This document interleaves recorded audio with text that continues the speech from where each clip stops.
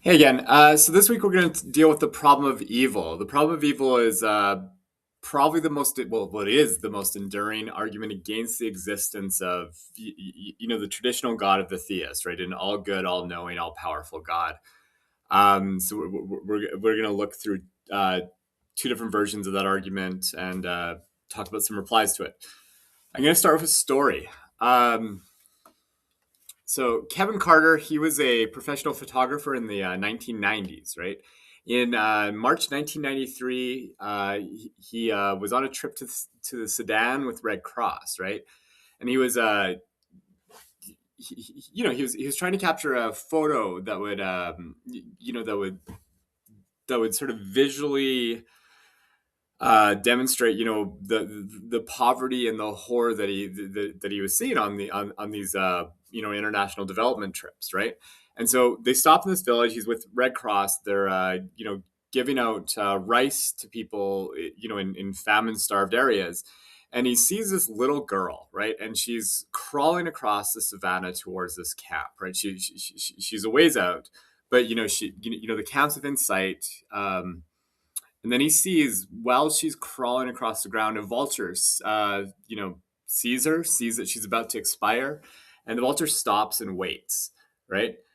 And Carter looks at that and he's like, "This is exactly what I'm experiencing here, right? This is the image I need to show the people, back home what it's like out here, right?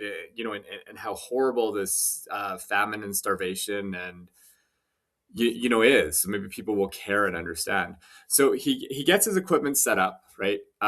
Takes him about 30 minutes to get his camera set up. Once he's got that done, right, then he gets that perfect shot, right? He gets camera lens, gets angles perfect, takes a bunch of shots, and gets the one that he's going to go down in infamy for. No, after that time, he's been there. It's been a good 45 minutes. They've, donated the food stocks they have in the city, and the Red Cross group that he's with has to move on, right? So he's like, I better take down my equipment. So that's what he does, right? He gets his camera equipment down, and then they leave. And he never, he's in a hurry. He doesn't think about it, but he never stops to make sure, to scare away the vulture. He doesn't do anything to help this little girl get away. And he never finds out what happens to her, right? I'm going to show that image on the next slide. So this is the picture he took, right? He gets home, and he gets a Pulitzer Prize for this in 1994. But the way in which this picture came to be, it haunts him, right? He's like, I don't, in retrospect, I don't see why I didn't scare away that vulture, or I don't see why I didn't help that girl get to camp. And he's haunted by that, right? He had stood by while this little girl heroically struggles to reach food. He recognizes it was very much in his power to help her. He could have assisted her. He could have shooed away the vulture. He could have brought her food and water. At the very least, he could have alerted another aid worker to watch out for the little girl. So he was definitely able to prevent suffering, but he didn't, right? He's also recognizing that he knew how to help her, right? Again, any of these things would have helped her. So he had the power in his hands to do something, but he did not. He knew how to help her, but yet he didn't. So then he concludes, like it's like really the only thing left is I just don't have enough moral concern, right? I see somebody starving to death, and I think, what a great picture, right? Think of how wonderful this will be for my career. But I don't think there's a person that's dying that I should do something to help. So for Carter, the only thing he had left to appeal to was his moral character. And he concludes, at base, I'm not a good person. I'm the kind of person that would stand by and profit off the starving of a little girl. Not only the starving of a little girl, but a girl that's probably going to starve to death and then get eaten in her last moments by, a scavenger. Um, so that's what he concludes about himself, right? He's like, I'm an evil person, and he can't live with that realization. And July 27, 1994, he takes his own life. Now, I'm not one for I'm not one for indulging in poverty porn, right? I think if we're going to talk about world food insecurity, we should have some statistics. 1 in 11 people worldwide faces food insecurity. 1 in 5 in Africa. 733 million people are chronically undernourished worldwide as of 2023, which is the most recent stats as I record this video. And that's actually a significant increase from 2029, when the numbers had dropped below 600 million due to efforts at zero hunger by 2030, which was a movement at the time, right? Malnourishment levels have returned to levels similar to where they were back in 2009 as of 2023. And, if you look at current world trends, right, we are in a period where, wars are breaking out everywhere. Humanitarian crises are all over the place. These numbers are going to go up, right, quite significantly. It's not like things are getting better in the near term.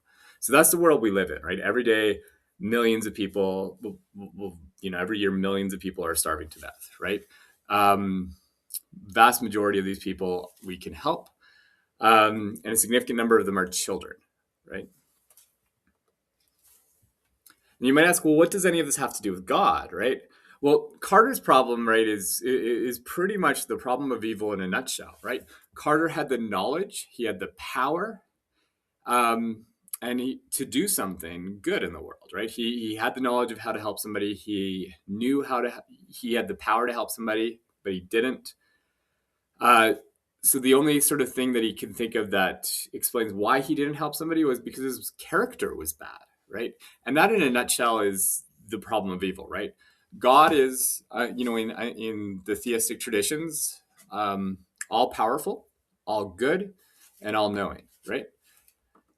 So there we go, right?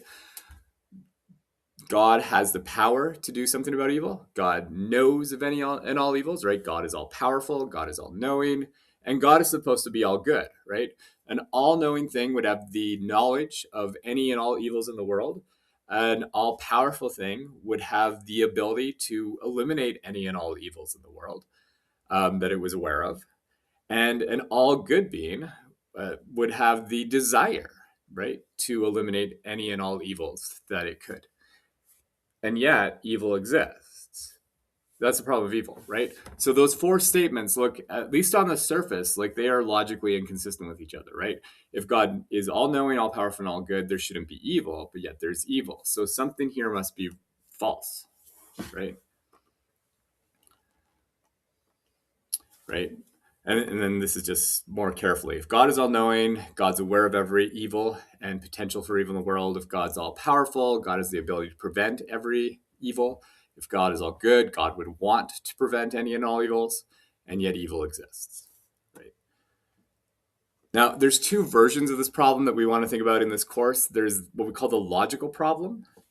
This problem points to these statements and it just says, look, these are inconsistent with each other. These properties that we say a God has are inconsistent with the existence of evil, and so there can't be a God, right? That's the logical problem. The evidential problem is an inductive version of the argument, right? It says that, it's not that evil is logically inconsistent with the existence of a God, but it's rather the kinds of evil and the amount of evil in the world strongly suggest that there's no God. The best explanation for the kinds of suffering and the kinds of horrors that we see in this world is that there is no evil, that there is no God, right? So two problems, they have to be dealt with in different ways, right? So let's talk about the logical problem. Logical problem, again, at least on the surface, these four statements seem incompatible with each other, right? What's worth noting is that there's not a formal there's not a formal contradiction here, right? So it seems like if you're all knowing and all powerful and all good, that's going to imply the non-existence of evil. But strictly speaking, evil could be compatible with those conditions. You just have to show how, right? So this gives the theist a couple options, right? So first thing they might do when they look at these four statements, right, is they might say, okay, one of these sentences has to be false, right? They might just sort of concede, yeah, there is a contradiction here. These can't all be true. But they might say, okay, but that's not going to show that my God doesn't exist. What that's just going to show is that this way of thinking about my God is incorrect. So you could say, if God's not all knowing, right? If God doesn't know of every single evil, then that accounts for why there are evils, right? Because God just lacks uh, perfect knowledge. If God doesn't have the power to do everything, then that would account for why some evils work, why some evils exist. And maybe God's not good, right? Or not perfectly good. Those are all options. They radically revise the kind of God that is possible, right? Because the traditional Western theistic traditions assume the existence of a this perfect God, right? And the perfect God is supposed to be all knowing, all powerful, all good. So one option: revise our definition of God. Say one of these statements doesn't actually apply to God, or you might just deny the existence of evil, right? And you go, the types of things that we think of as evil actually aren't evil at all. That seems very callous and really hard to do in the face of children starving to death, or a child born with half a lung or something like that, right? Born to die, and then lives for a few moments in agony, dies, and then the parents get to go through the agony of having their child born and seeing that child suffer and die, right? Like, that seems to serve no purpose. That just seems like pointless suffering, right? uh, the examples are infinite of those types of things, right? But that's an option. You can say, actually, none of these things are really evil. So this perfect God exists, and there is no evils in the world, right? So those are options available to the theist. Change your account of God. That does depart fairly significantly from the God of the Western theistic traditions. Deny the existence of evil, right? Definitely a possibility. But that's something you can do. What you might do is you might say, well, wait a second. The kinds of evils that we see in this world are not really God's fault. Maybe God has a really good reason for allowing for some evils. Western theistic traditions all believe in free will, right? They all think that God created agents that get to decide for themselves certain kind of things about how their lives go. Maybe what you could say is something like, well, look, free will is such an amazingly awesome thing that it justifies the existence of suffering and evils in the world, because the only way you get free agents is to give them free choice, right? You have to have agents that can choose to do bad things, like Carter, right? The problem in that case is that Carter chooses not to help. And even more so, humanity in general has created an environment in which people are starving to death and dying of famine. So it's not on God, really, right? It's the people freely choosing to do certain things. It's those moral evils that account for what's happening, right? And so, yeah, evil's not on God, and an all-powerful, all-knowing, all good God could allow for evils to occur precisely because there's these higher order goods like free will that wouldn't exist unless there were free creatures doing bad things, right? Or capable of doing bad things. And so it's just our poor choices as flawed monkeys that are to account for evil. It's not God, right? You could do something like that, right? So there what we're doing is we're giving a reason for evil, right? You'd say God, a perfect God would eliminate any unnecessary evils, but the kinds of evils that exist are necessary for these higher order goods, like free will, right? Like salvation or something like that. And so that's why there's evil. I'll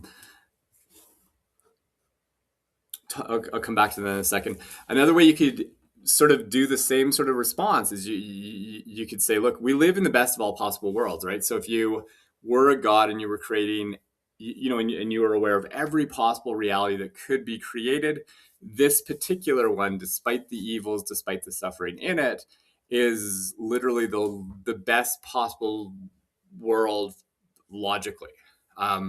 This world contains the least amount of evil that is compatible with being a world at all, maybe. Leibniz thought something like that.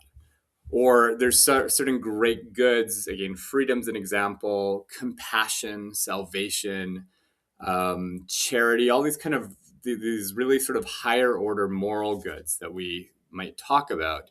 You might think those kind of things don't exist in a world in which there's not some suffering, and they are so valuable, perhaps, that they would justify the existence of, or they would justify a perfect God allowing for some evils.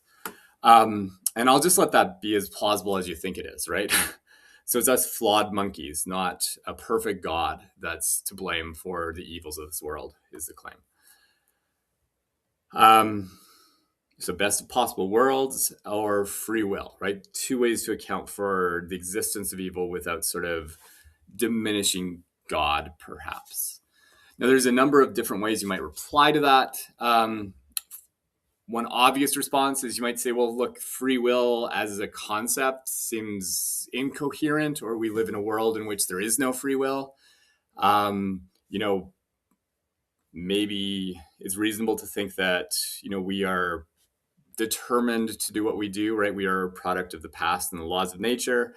And so, like, a complete account of reality is going to include creatures that aren't really free in any significant sense.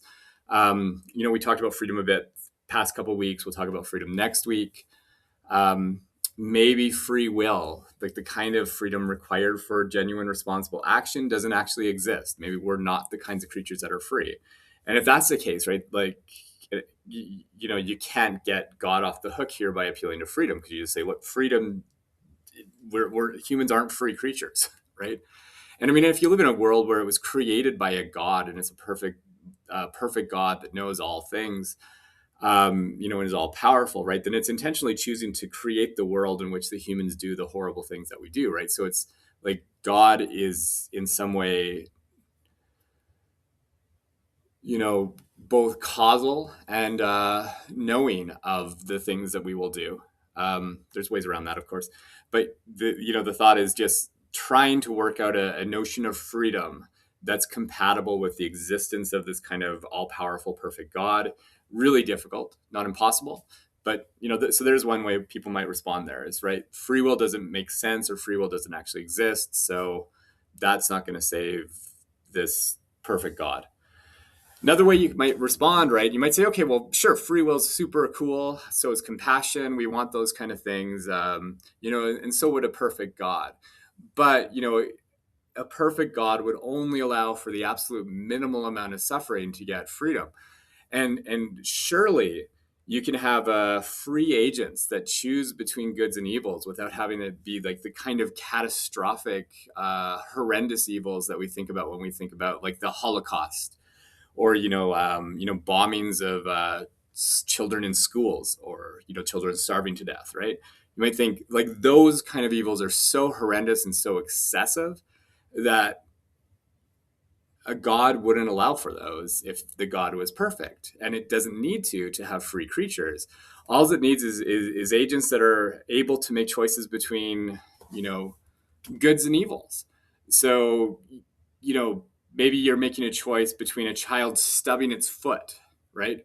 Or a dog getting a splinter in its foot, or starving for a half hour because you didn't feed it on time, right?